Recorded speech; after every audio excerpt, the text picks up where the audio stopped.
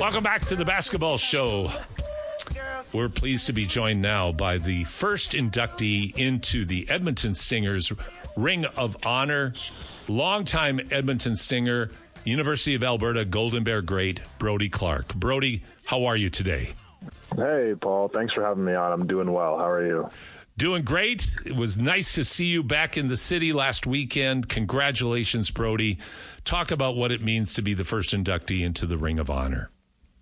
Yeah, thank you so much. It's honestly, it's such an honor. Like I'm still a little bit speechless from it. I think it was just an incredible opportunity to be back in the city and see, so many people from that part of my life, from the basketball community in Edmonton, and to be recognized among all the incredible people in that community. It just I don't know. It's really heartwarming, and it's awesome to know that it's always going to be somewhere I can call my second home, somewhere I'll feel welcomed, feel at home, and big shout out to the Stingers. This is it's really cool that they're starting this, and I'm sure there's going to be some other guys that are sitting on that bench right now who are going to be joining me in the near future. So it's cool to be the first for sure.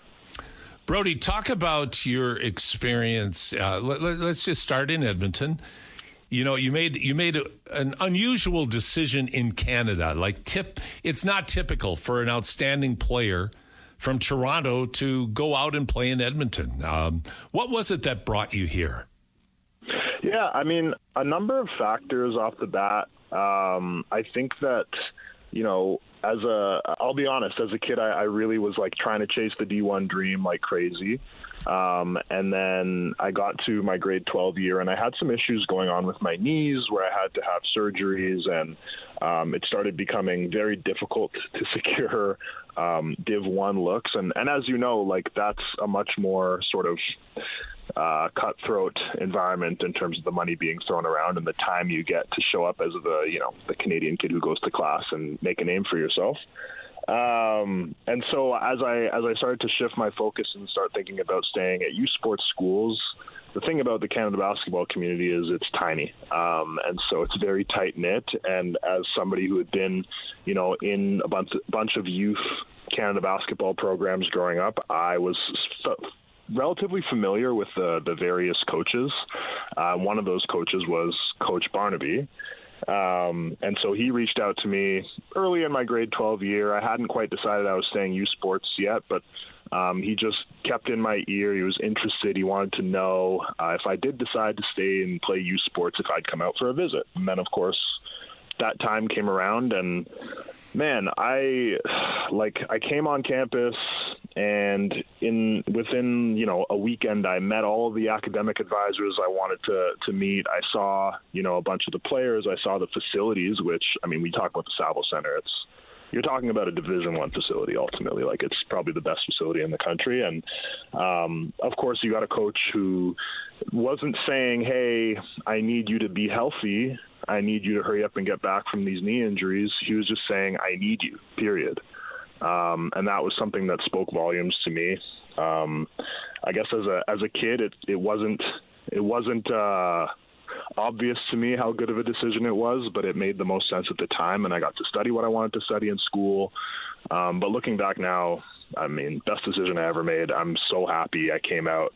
I met a whole bunch of incredible people in the basketball sphere out there, and starting with Barnaby, it just it grew, and it really helped me blossom into the player I became.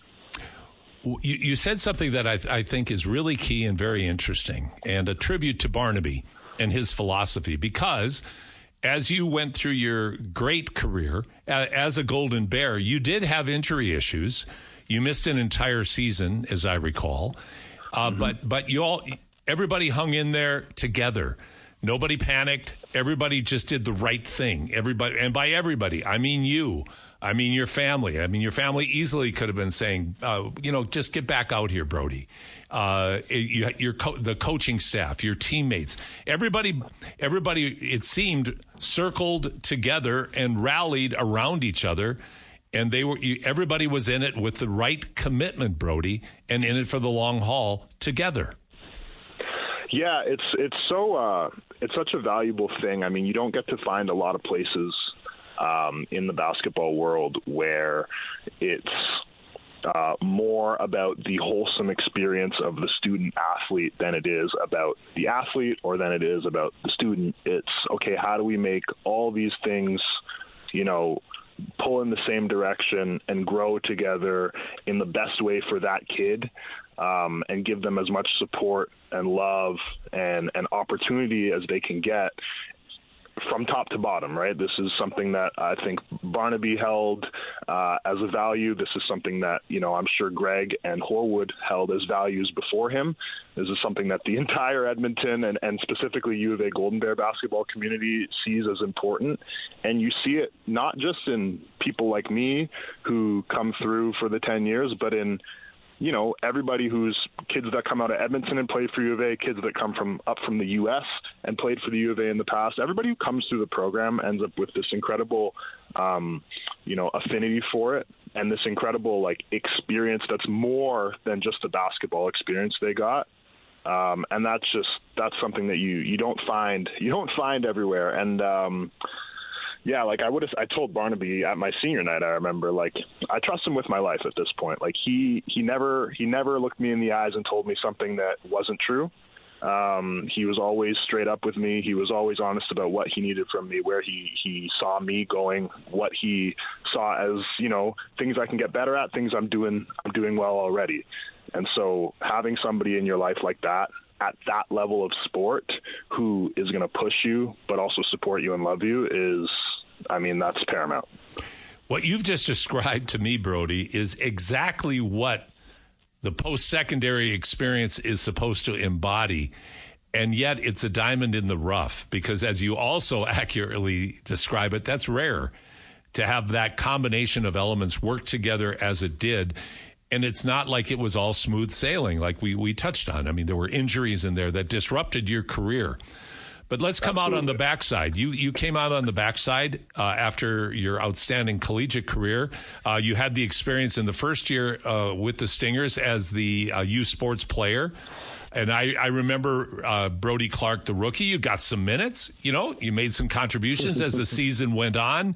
You got better and better. You started, I wouldn't say you ever felt comfortable, but you felt less uncomfortable as the season went on. But then you graduate and you come into it, and then you start making your mark. Talk about your journey in the CEBL, because along with that, you were also playing overseas. So talk about your professional journey in its totality. Yeah, I think I need to take a little bit of a step back first, because a lot of that professional journey, the ability to sort of navigate the CEBL that first year as a developmental player, a lot of that stemmed from my relationship with Jordan Baker, and there's no amount of credit that is enough, but you got to understand, he started coaching at U of A, and I think it was summer of 2016 or 17, so we're leading into my third year of eligibility. And that was the first time where I was like, okay, almost every day in the summer, I'm going to text this guy, I'm going to call this guy, I'm going to figure out when's he going to the gym, when's he working out, what can he put me through something, can he make me better, can he turn me into a pro, because that's the guy I want to be like. And he took me under his wing. And so I learned over the course of a couple of summers, okay, this is what it means to compete at this level. This is what it takes to be like somebody like Jordan. And then the Stingers came around, and it was an opportunity to play with him and, be an understudy and really understand, if I want to be effective at this level, I'm seeing it firsthand every single day, how to be a pro, And so that first summer, I not only moved from being coached by him to playing with him, but I got to sort of experience what it took just through his eyes in a bit of a more philosophical way. And so I think that was incredibly important experience, because there's a lot of talented players coming through the CEBL year to year. That first year, everything was kind of in test drive mode. And I quickly realized, okay, that's an example that I want to follow.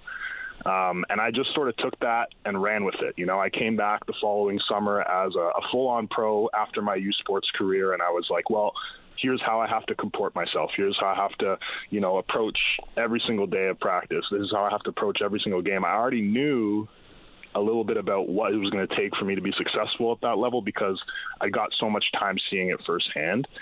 And then from there, it just kind of, it all trickles into the next experience. So like you have a good summer with the CBL in the bubble. Next thing you know, you're in Germany, you're playing professional overseas, and you're bringing all those same lessons with you to the next team. And then you're coming back, you're playing in the summer, you're going over to Poland, you're bringing the same lessons with you the next year. And it just sort of, it compounds and it compounds and it compounds. It's a lot of basketball, but it was incredible. I think it was, it gave me a really solid, safe, comfortable home base every summer during my professional career, because, I'd be playing overseas. I'd be in different countries and different cities. You're there for 8 or 9 months, and you can never really even buy decor for your apartment, like you're kind of a nomad. So having like a home base where I was around a bunch of people who I knew, were in my corner, whose corner I was in, it's a special place. It was a special thing. Stingers are always going to hold a pretty cool spot in my heart. My favorite place I played professionally, for sure. Brody, the league's been in Canadian in the Canadian sports fabric now for its 7th season. That in and of itself is a marvel, because so many attempts were made with minor league teams that just were not able to succeed for a variety of reasons. So it's great to see that. What do you see now in terms of the evolution of the league, the kind of players they're getting, the style of play? How do you see the league as it's growing and developing? Oh, man, it's sky's the limit right now. I think it's kind of crazy to think about, like, when I was out there last weekend for the ceremony, just like looking around the crowd and seeing how many people show up early to the games wearing their Stingers gear, the same people in the same spots from the last 5 years, making sure that they're, getting an opportunity to interact with the players, getting an opportunity to see, us pregame, us postgame. That community building aspect to what the CEBL has done has been incredible. I think that you go to markets like Edmonton, markets like St. Catharines and Niagara, markets like Montreal, Vancouver. I mean, these are places that are starved for high-level basketball, and what the CEBL has done an incredible job of is made it accessible for parents and families and kids and, people who are maybe in high school level, people who are in university and hanging around during the summer to see high-level basketball in their backyard affordably. And with that, what happened over the course of the 7 years was it built a fan base, and it built, a bit more of a consistent opportunity to earn some revenue and really spend some money on basketball in Canada and start bringing in more and more talented players every year, because it costs money to do that at this level, And so I think that for what I see coming next, I don't know, I think I'm kind of straying from your question at this point, but for what I see coming next in the league is like, it's just a continued trajectory up and to the right is what I would say. Like there's more and more attention being paid. There's more and more teams being bought up by private ownership so that people can really start like driving change in basketball in Canada from the money side of the equation. And, every year more and more talented guys with NBA experience, guys on the cusp of the NBA, guys who are high-level G Leaguers or high-level Euro Leaguers coming and playing for their 4-month stints and liking it and coming back the next year and trying to show it to their families and bring their friends, let their friends know, hey, this is a great league. You should come and play in this league. I think that it's crazy to watch. It's like I was sitting on the sideline last Sunday at the game, and I was like, I think I'm a year removed, and this is like way too athletic for me suddenly. I don't know how well I would do anymore. It's crazy. It's booming, and it's happening so fast. It's just really cool to see. Well, Brody, you were one of the pioneers, if I can use that elderly man's term, but you were definitely one of the people that set the tone, not just because of the way that you played on the court, Brody, but I've always said this, you're a much better person than you are a basketball player. And that's a compliment to both levels. And you were such an instrumental part with basketball in the community, as not as a player, as an ambassador, as a person. And while we miss you in Edmonton, we're excited for you that you're back home with your family, doing what you want to do. And thank you for all that you contributed to our community and certainly to the Stingers. And Brody Clarke, again, first inductee into the prestigious Edmonton Stinger Ring of Honor. Thanks so much for joining me today on The Basketball Show. I hope we can do this again soon. Thanks for having me, Paul. All the best. And yeah, man, let me know. I'll jump on anytime. Okay, Brody. Brody Clarke joining us today on The Basketball Show. We're going to take a break right now. When we come back, we're going to talk about the Toronto Raptors and some of the stuff that's going on. And there's a lot of stuff to talk about when we bring in Ryan Wolstad from the Toronto Sun here on your sports leader, Sports 1440.